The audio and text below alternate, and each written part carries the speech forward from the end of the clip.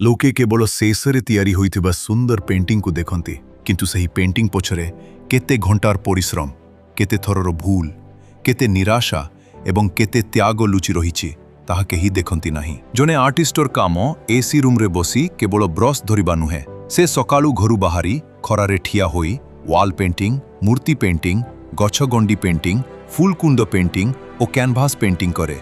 गोटिए छकरे गोटिए छोट भूल हेले संपूर्ण काम आउथरे आरंभ करिबाकू पड़े। अनेक समय घंटा घंटार परिश्रम गोटिए मुहूर्तरे नष्ट होई जाए।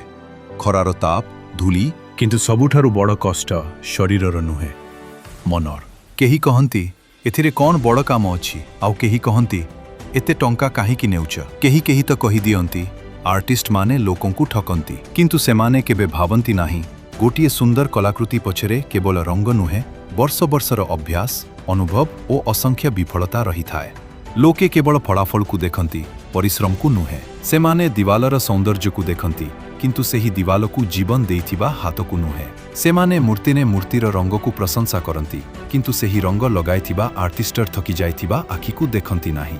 मने रखंतु, जने आर्टिस्ट केवल रंग लगाए नाही, से निज कल्पना, निज समय, निज परिश्रम एवं निज जीवनर गोटिए अंश को प्रत्येक कलाकृति रे भरी दिए। तेनु परवर्ती थर कौनसी आर्टिस्टर काम देखिले केवल तांकर रंग को नुहे, तांकर परिश्रम, धैर्य और संघर्ष को मध्य सम्मान दियंतु। कारण प्रत्येक महान कलाकृति पछरे जने नीरव योद्धा लुचि रही थाए।